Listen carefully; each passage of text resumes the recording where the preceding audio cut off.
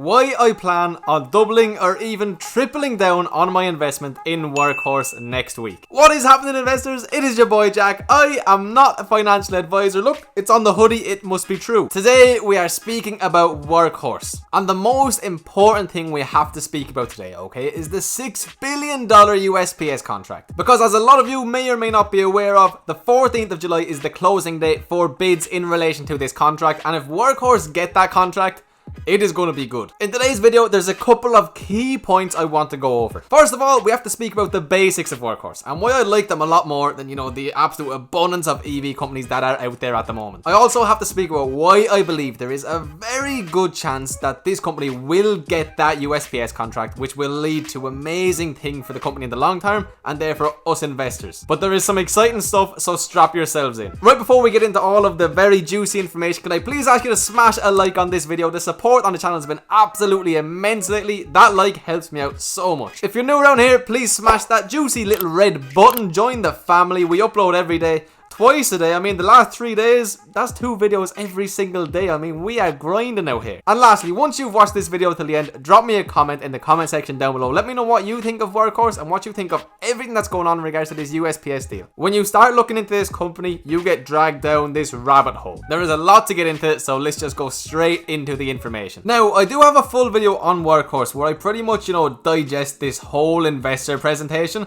So I'm not going to spend too much time on the basics, but we will run through everything just to give us a bit of a recap on the company and what they do. First of all, let's look at the stock chart. Okay, it hasn't been good. 5-day stock chart. This company's down 28%. I'm in this company with 15 shares. I'm pretty much at break even. I think I'm up like 1% or something. So I got in around this price point. I initially opened my position as a very speculative play. That is why it is so small, but I do want to double or potentially even triple down in this company. That's how much potential I believe they have. These two little fellas right here are their main products right now. They may not look the prettiest, but they are built for a function. They are built for what they're meant to do, which is last mile delivery. In simple terms, when you order a package off Amazon, like I did the other day, I bought this new headset off Amazon. It gets delivered to your house in a truck that looks like one of these, It's not a big class 8 vehicle. It's not a semi truck. That wouldn't make much sense. It comes up to you in a van of sorts. Right now, there is very few EV companies that are offering products like this, and definitely not at the level that Workhorse is. And these vehicles have high operating costs, and they definitely cut into companies' profit margins. So there is a very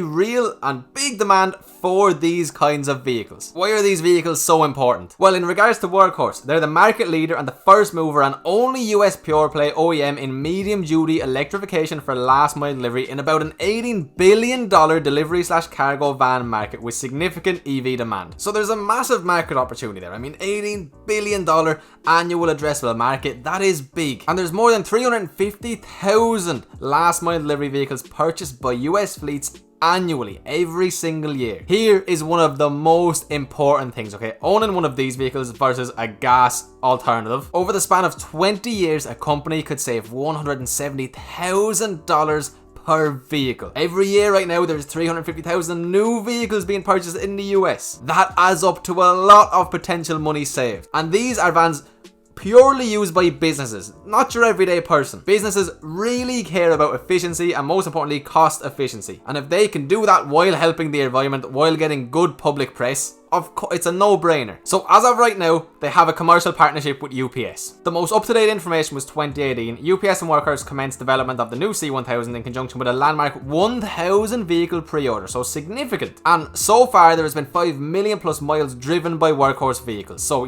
they have a product. They are out there right now. And 5 million miles is a lot when they are designed for last mile delivery. It's not like these big class 8 vehicles that, the Tesla semi-truck or the Helion trucks. It's not like those vehicles that will travel hundreds and hundreds of miles every single day. This is last mile delivery. And this is what we're looking at right now. The 165,000 vehicle, $6.3 billion USPS contract opportunity. And that's what we're going to be getting into later big time, and why I think that Workhorse are the leaders, so stick around for that. Now, this is also going to be very important here, okay? Their partnership with Lordstown Motors is going to be really important in regards to this contract. It's all intertwined. Even Mr. President Trump is going to be making an appearance in today's video. So Workhorse granted Lordstown Motors a license to technology and design of the Workhorse W15 pickup truck. This pickup truck right here. So yeah, there is a fair bit of competition in regards to these particular trucks right here. I mean, you have Nikola, you have Tesla, you have lots of people. And now this, the 6.2 million square foot facility was purchased from General Motors and can produce up to 250,000 vehicles a year. That's an awful lot of vehicles. And again, remember this because we'll be coming back to it later on in the video. Workhorse will retain a 2-year non-dilutable 10% equity stake in Lordstown Motors in exchange for the license of technology. 10% is a lot. So it's in Workhorse's best interest to do everything they can to support Lordstown Motors and vice versa. Workhorse will receive a royalty fee for each electric pickup truck delivered by Lordstown, and Workhorse will obviously no longer manufacture the W15 as, you know, they've given them the rights, allowing its manufacturing facility to focus solely on last mile delivery vehicles. So this is a win-win for both of these companies. The US Postal Service delays next generation mail truck program due to the pandemic. So this was already meant to be over and done with. It's been delayed and the bids close July 14th, next week. So the manufacturing of all these new trucks, okay, some of the bidders have been working on all electrical versions, others have explored hybrid options, and won a joint effort from Ford and military vehicle manufacturer Oshkosh is working on a gas powered version. This isn't going to happen. There are 4 remaining companies, okay? Workhorse is one of them. Why do I believe Workhorse is, you know, the biggest player right here? The President of the United States has waged a one-man war on America's most liked government agency, calling it a joke and insisting it raises prices before it receives the manner of bailout the White House has afforded to the airline and hotel industries. So Trump just doesn't think they're doing things well as of right now. Trump wants something to change, and this could be that change. So Trump wants something to change, okay, and now things are changing. So why would Trump potentially want Workhorse to get this contract? May of last year, okay, great news for Ohio. Trump basically, as of right now, needs Ohio. He's running for re-election. Ohio doesn't like him right now, okay? He needs to get into their good books. Just spoke to Mary Barra, CEO of General Motors, who informed me that subject to a UAW agreement, GM will be selling their beautiful Lordstown plant to Workhorse. GM will also be spending $700 million in Ohio. Trump has said in the past he's going to bring more jobs to Ohio, again in a bid to get his votes up. Since then, obviously, General Motors sells Lordstown factory to the offshoot of a struggling EV startup, Lordstown Motors. So Lordstown Motors is a new company that was specifically set up to buy the Lordstown plant. It was created by Steve Burns, the founder and former CEO of Workhorse, and they're not in a financially good place either. If Workhorse gets this contract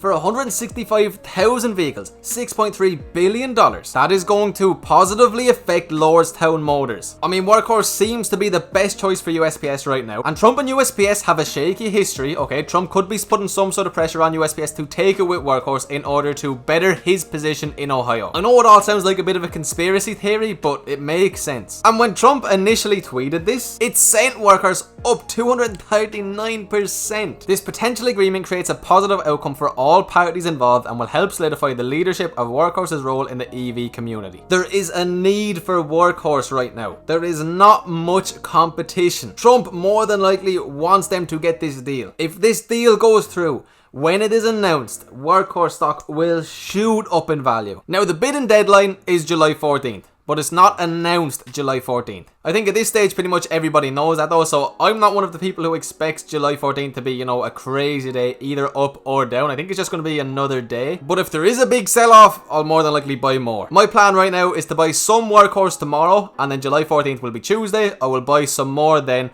regardless of whether or not it goes up or down. Now, is it worth taking a bet on a company just for a contract that they might not even get? I want to bring you over to ARK Investment, and specifically their innovation ETF. These are the people who I believe have a 2024 or 2025 price target on Tesla of over $7,000. They also own 436,000 shares in Tesla. Well, ARK was willing to go ahead and purchase 181,000 shares of Workhorse. That is a lot of shares, people. I mean, this company only has a market cap of 1.07 billion right now. This is a company who is more bullish on Tesla than anyone in the world, and they're willing to go and buy this much Workhorse. I mean, that is exciting to me personally. And it wouldn't be like me to want to invest in a company like Workhorse. You know, it's very speculative in nature. A few things have to go right for us to make a lot of money, but I think the potential is mental. Look, I am up to date with an awful lot of the electric vehicle companies out there right now. I literally have a video comparing 10 of the most popular EV stocks out there, so I'm somewhat up to date with most of them at least. And Workhorse to me is the most exciting one out of all. If this contract comes through,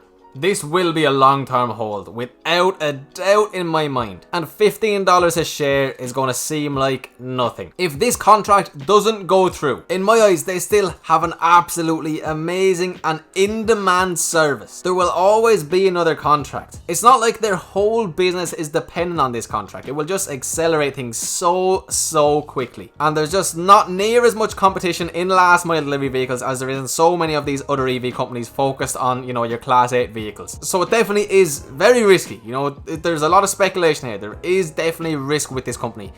It just excites me so much. So I will be buying something tomorrow. And depending on what happens Tuesday, I will buy more than likely. But again, I do want to stress the fact I'm not a financial advisor. This is by no means a safe company. Don't put any money into a company like this that you are not comfortable losing, because things could go wrong and a large part of your position could go red very quickly. I'm young, I can afford to take some risks. So that is exactly why I'm going to be keeping a very close eye on this company next week, and I will be investing some more money tomorrow. Things are going to get very exciting very quickly with this stock. Please do let me know down in the comment section below what you think about the company, if you're getting involved or if you're staying away. If it's just too scary, do let me know in the comment section. And as always, if you've watched till the end of the video, I appreciate you so much. It genuinely does mean so much to me. The support lately has been absolutely immense.